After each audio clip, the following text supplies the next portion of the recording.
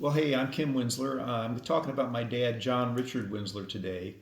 He was in the Air Force from 51 to 54, I guess almost to 55 in the Yeah, Korean War. 55. Um, he grew up in this part of the country, went to Zone School, Franklin Township here, and his father had died when he was very young. I think he was 3 or 4 when his dad died. His dad was the school board president at the time, and he's the one that consolidated the one-room schoolhouses to make the zone school that many people know. So Dad lived in Wasion for a while after his father died, and then they moved back to the farm when his mother remarried Albert Wagner, who was my step grandfather, but of course he's the only grandfather that I knew on that side of the family. And Dad was growing up as a 4-H kid and played ball. He went to Archibald High School, and I think that he was a very big reader. He would try to read everything he could about every part of the world that he could find information on. His mind was almost insatiable in trying to absorb how much he could learn.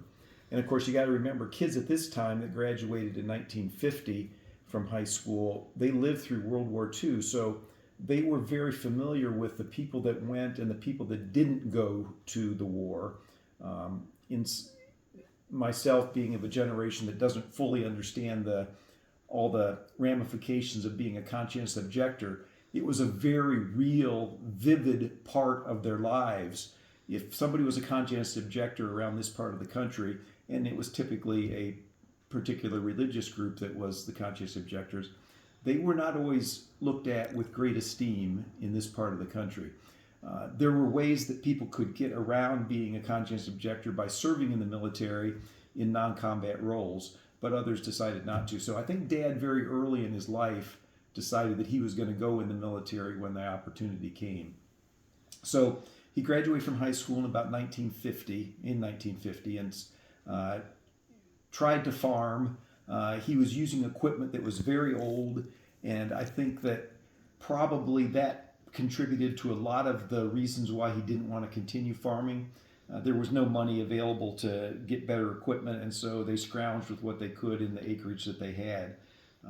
It was not a pleasant experience for him at all, and so I think that he was looking for ways to move out of the area and try different things in life. And I think that at that point, the Korean War was ablaze, and they were very happy to take people into the war. Take a very good for that. That's good. There were a group of kids about Dad's age in Archibald that all decided they were going to go in the service. So they went up to get recruited, and they very quickly decided they did not want to go in the Army. They definitely decided that that was not what they wanted to do. Now, unfortunately, not all of them were able to go into the Air Force, but Dad was able to, and he went to Lackland Air Force Base, and because in Texas, where most of the, I think most if not all of the Air Force people were going for enlisted training at that point. And what he was able to do is, in the standardized tests that he was able to take advantage of high test scores that he got. So he was in a group of people that were able to kind of choose what they wanted to do. And so the glamorous thing in the Air Force, of course, was to be associated with the airplanes.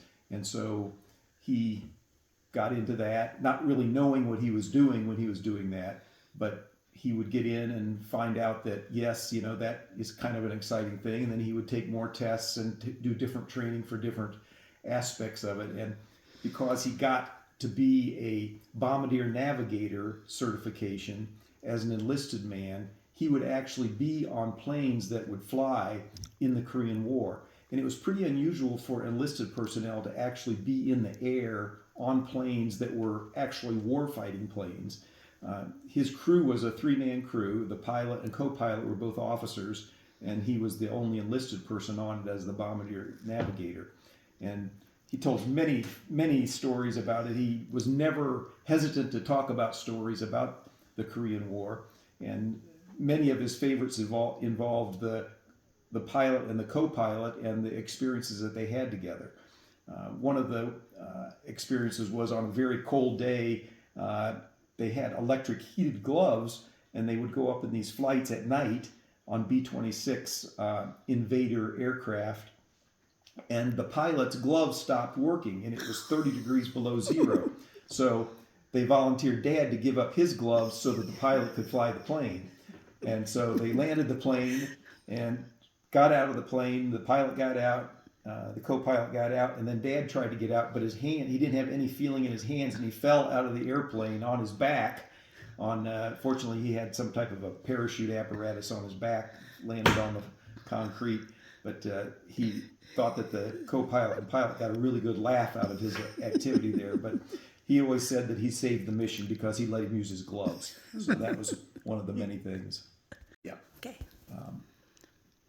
As a crew member of a three-man crew, the personnel had to go through a survival training program.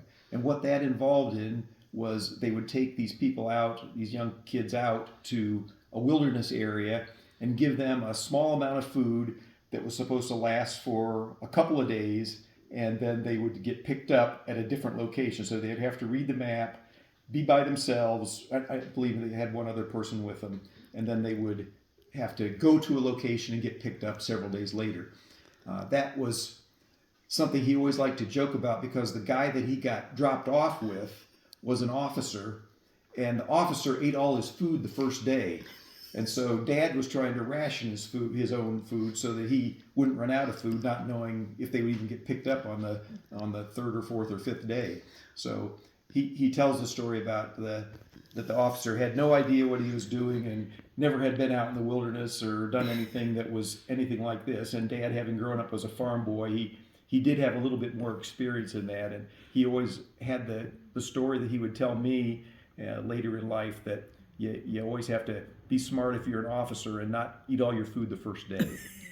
So from there, his experience with officers was quite unique among enlisted personnel, because he almost always worked with officers. He didn't really work with other enlisted people, because he was on a crew, and that crew was a group that would fly on missions. I think he had about 24 missions on the B-26 planes. The B-26s were planes that would fly very low. They were bombers. They would fly very low and try to take out railroads and trains, which, without precision-guided missiles like we have now, is a very difficult thing to do. But what they would try to do is they would find a train, a bad guy train, and then they would come down and get as low as they could and try to drop the bombs right on the train to destroy the train and the train tracks. And while they were doing that one time, they were so low that when their bombs exploded, the shrapnel from their bombs hit their own plane. And so the pilot, when he got back, he had to do some explaining on why the shrapnel was in his airplane. And the long-standing joke about it was that the pilot would never admit that it was his own bombs that caused the hole in his airplane, but it was the truth that that really was what happened. And because they were doing such successful low bombing at night, that airplane crew was awarded the Distinguished Flying Cross for every person on that aircraft.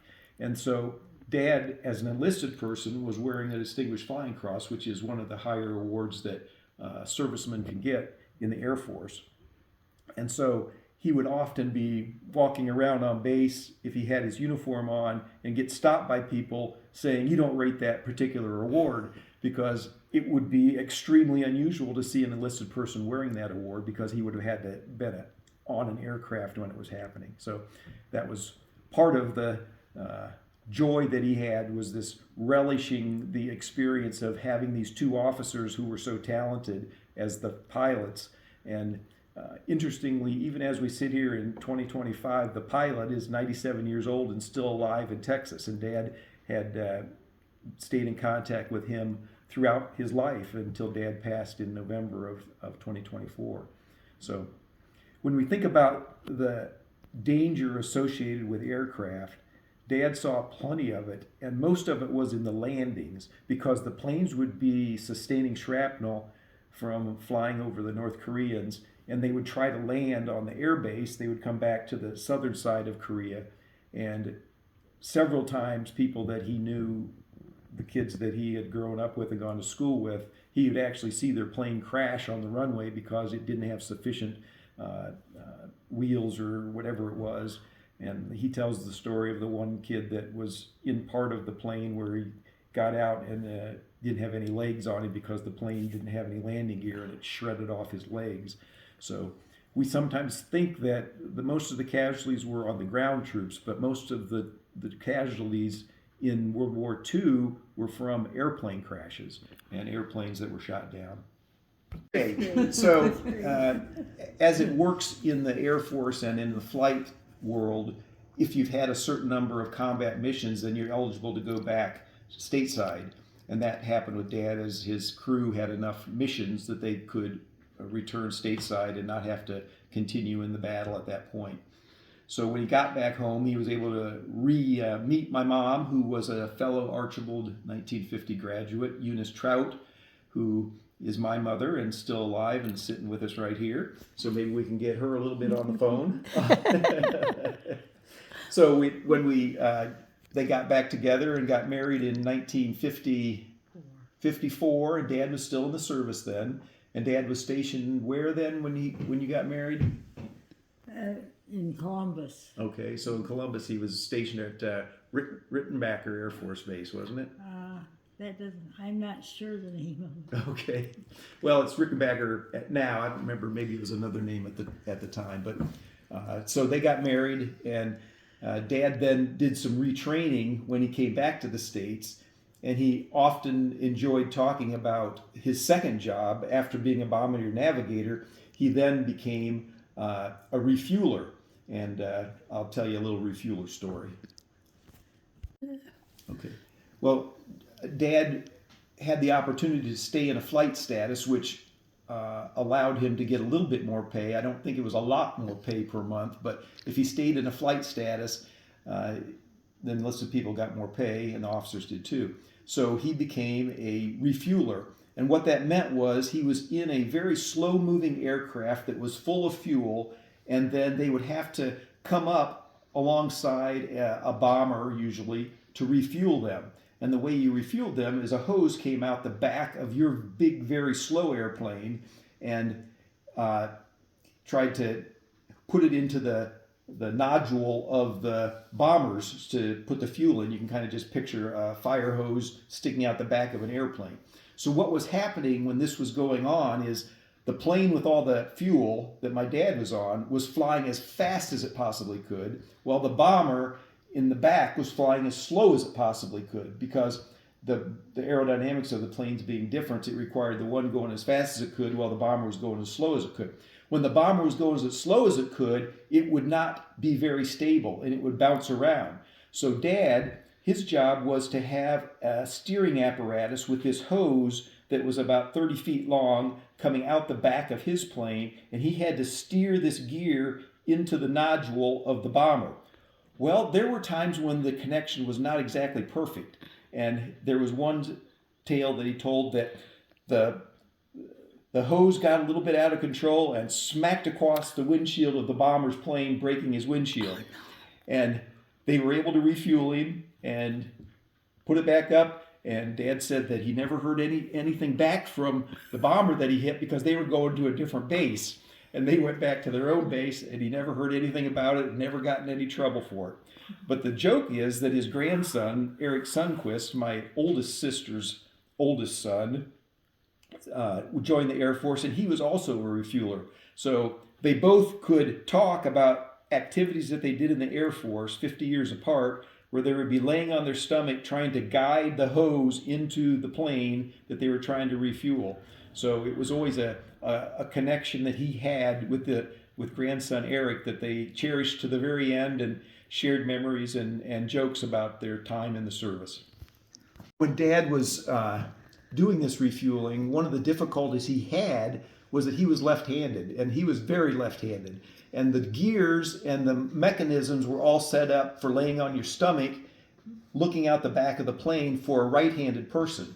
So he had to adjust to that and was able to do that and was somewhat successful at it. Although I think he was very glad not to be doing that job at the very end of his career. He was ready to move on to do other things.